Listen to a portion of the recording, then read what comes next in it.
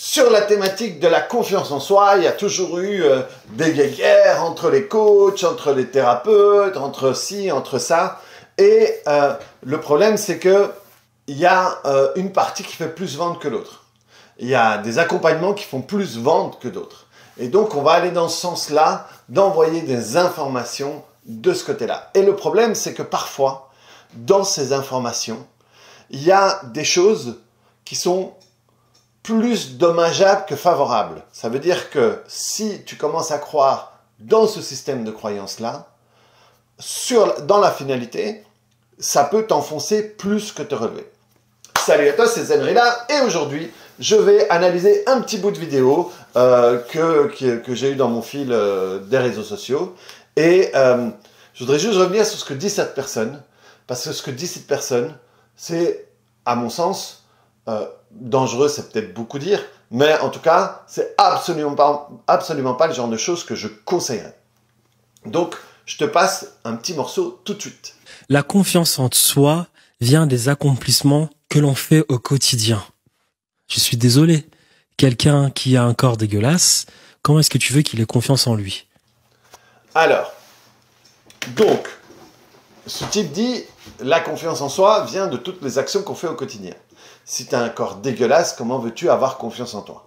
Donc, ça voudrait dire, si tu suis sa logique, que toutes les personnes qui font des actions au quotidien vont automatiquement avoir confiance en soi. Et cette phrase-là, c'est complètement débile, parce que si tu suis sa logique, ça voudrait dire que toutes les personnes qui font des actions au quotidien, comme il dit, n'auraient pas de problème de confiance en soi.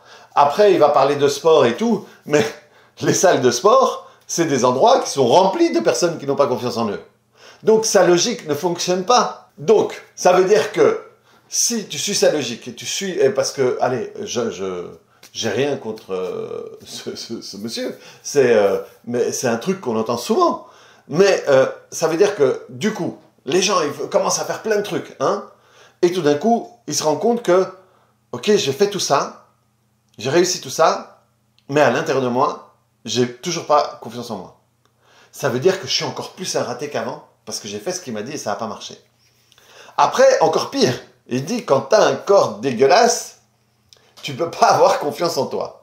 Donc, ce type-là te dit que ta confiance en toi, elle est gérée par le retour que va avoir l'extérieur sur toi. Parce qu'avoir un corps dégueulasse, tu ne peux le voir que par rapport à l'extérieur. Parce que si moi, j'arrive dans un monde où tout le monde fait 120 kilos, j'ai 120 kilos, je suis normal.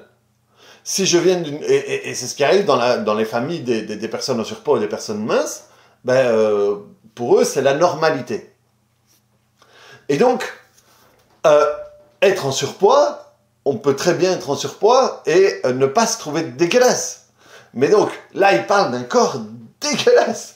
Et cette connotation de dégueulasse, elle est mise par l'extérieur.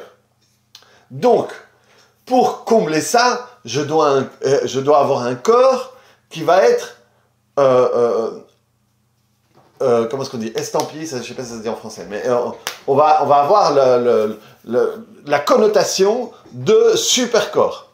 Et donc, à ce moment-là, ok, j'ai un super corps, donc j'ai confiance en moi. De nouveau, les salles de sport sont remplies de types balèzes qui ont zéro confiance en eux. Il y a plein de types balèzes, il y a plein de gens intelligents qui ont zéro confiance en eux. Il y a plein de gens qui ont des taux de réussite énormes qui ont zéro confiance en eux. Ça n'a rien à voir avec ça. Et en plus, regarde ce qu'il dit maintenant. Quand t'as pas confiance en toi, c'est qu'au final, tu sais très bien intrinsèquement que tu fais rien, en fait, pour avancer. Voilà. Donc, se dire il faut se connaître soi-même pour avoir de la confiance en soi, c'est faux. Donc, le truc, c'est que si t'as pas confiance en toi, tu sais que tu fais rien.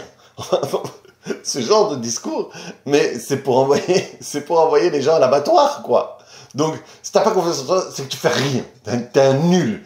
T'es vraiment nul, quoi. Ces connotations extérieures, mais sont dramatiques. C'est ce qui génère justement le problème de confiance en soi chez les gens. Et en plus, te connaître toi pour avoir confiance en toi, c'est des conneries, c'est pas vrai. Enfin, je paraphrase, hein, vous avez entendu ça comme moi. Enfin, vous avez entendu ce qu'il a dit. Mais si tu dis que c'est en faisant des petites actions que tu vas générer la confiance en toi, ça veut dire que tu construis quelque chose à l'intérieur de toi. Donc c'est quand même à l'intérieur de toi que ça se passe. De connaître à l'intérieur de toi, c'est des conneries. C'est compliqué de dire ça. Parce que si tu vas, justement, si tu prends les gens qui ont confiance en eux, tu vas voir que c'est des gens qui vont te parler d'une stabilité intérieure. Mais c'est pas une stabilité, parce qu'il n'y a pas que des gens musclés qui ont confiance en eux. Il y a des gens maigrichons comme ça qui ont très confiance en eux quand même. Hein. Il y a des gros qui ont confiance en eux. Il y a ce fameux coach, j'ai oublié le nom, qui est juste un tronc en fait. Il n'a pas de bras, il n'a pas de jambes, ou il a des tout petits trucs. Ce type a confiance en lui. Hein. Pourtant, selon les dires du monsieur, il a un corps dégueulasse. Donc, si c'est pas à l'intérieur, c'est où? Si cette personne-là se connaît pas intérieurement et que le fait qu'elle se connaît à l'intérieur génère une stabilité interne, c'est où? Parce que les problèmes de confiance en soi sont des problèmes situationnels la plupart du temps. Ça veut dire que quand je suis tout seul dans ma chambre, devant, je sais pas, j'ai pas de problème de confiance en moi quand je suis tout seul dans ma chambre. Hein. Quand je me promène tout seul dans les bois, et il n'y a que moi, les arbres et quelques oiseaux, j'ai pas de problème de confiance en moi. Le problème de confiance en moi va toujours s'exprimer quand je suis dans ma tête ou en réalité en face de l'autre. Ça veut dire que c'est positionnel. Ça veut dire que je mets lui au-dessus de moi et moi en dessous de lui. Et à ce moment-là, je vais générer, parce que je ne fais que générer, une sensation de manque de confiance. Et je vais imaginer ce que l'autre dit, ce que l'autre pense, ça va brouiller mon esprit, ça va m'empêcher de parler convenablement, ça va m'empêcher de défendre mon point de vue ou des choses, et voilà. Mais si j'ai exactement le même truc qui se passe dans ma tête, et que je suis musclé, je vais générer exactement la même chose. De nouveau, le mieux c'est faire les deux. Bien sûr que si je fais un travail sur moi, et qu'en plus, je fais du sport, j'étudie, j'interagis avec les autres, je sors de ce que j'ai l'habitude de faire, bien sûr que les deux vont marcher encore mieux. Mais croire que ce n'est que un, et croire que c'est que l'extérieur et pas l'intérieur, je pense que c'est une grave erreur.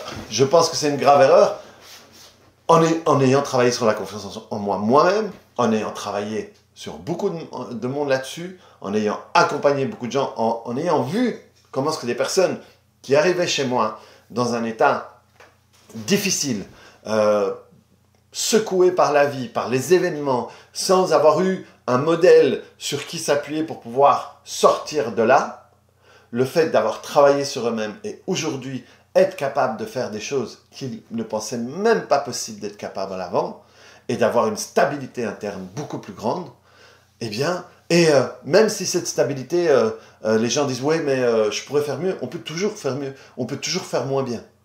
Mais la stabilité est différente. Et dès que la stabilité est différente, ce que je propose à l'extérieur est différent. Et ma confiance en moi, c'est comment est-ce que je me positionne. Qu'est-ce que je fais de moi en face de quelqu'un d'autre. Et ça, je peux utiliser plein de techniques, mais au bout du compte, c'est ça. Parce que la confiance en moi, c'est j'ai assez de confiance.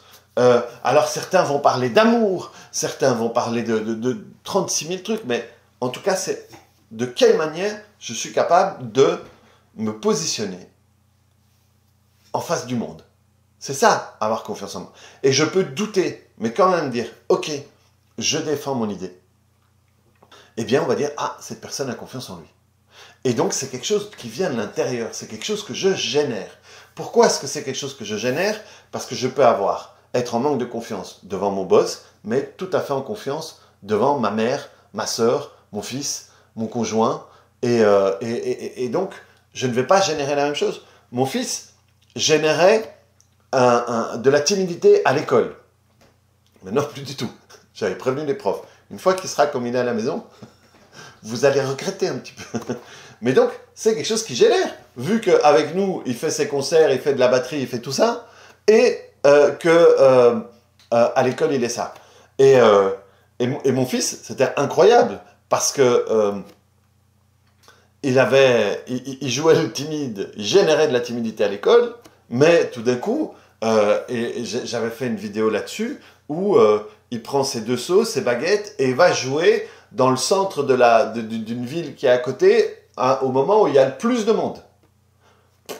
Il a ses baguettes, il est OK pour lui, c'est son armure, et là, il se présente au monde sans problème. Donc, ce qui va te permettre d'avoir une confiance en toi, c'est OK, comment est-ce que je me présente? Et la manière dont je vais me présenter, des fois, on va avoir des gris-gris. Comme je disais, mon fils, avec ses baguettes de batterie, il peut affronter n'importe qui. C'est qui? Maître Gims, il a besoin de mettre des lunettes de soleil, parce qu'il est timide.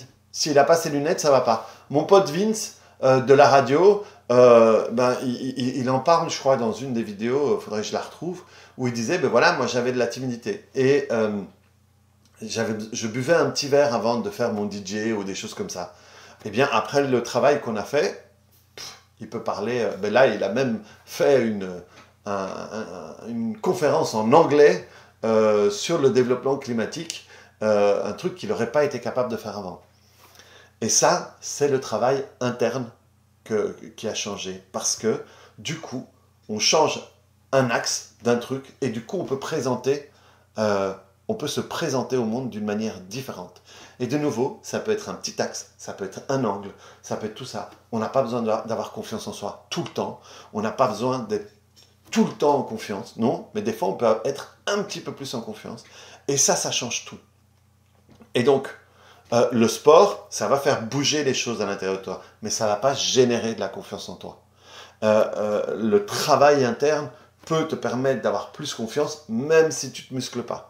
Mais les deux, c'est mieux, parce que qu'est-ce qui fait changer finalement le sport? C'est la position. En fait, on se rend compte que quand on a une autre position, eh bien, on génère plus de testostérone, ce qui donne l'illusion d'avoir plus confiance. C'est ça que génère le sport. Si je suis comme ça, je vais générer quelque chose. Si je suis comme ça, et vous voyez des fois, des fois il y a des types qui ont les bras tellement gros qu'ils marchent comme ça. Et bien ça, on appelle une super power position, on dit ça en anglais. Et donc c'est la position de Superman, c'est le fait de prendre de la place. Et donc, si mon corps, il prend plus de place, je vais générer un truc différent. Ok, ça c'est ce qu'apporte le sport. Mais je peux générer ce que je veux. Si en face de moi, il y a quelqu'un que je mets en supériorité, je vais me chier dessus. Et ça, c'est un travail interne. Donc voilà, une petite vidéo que je voulais,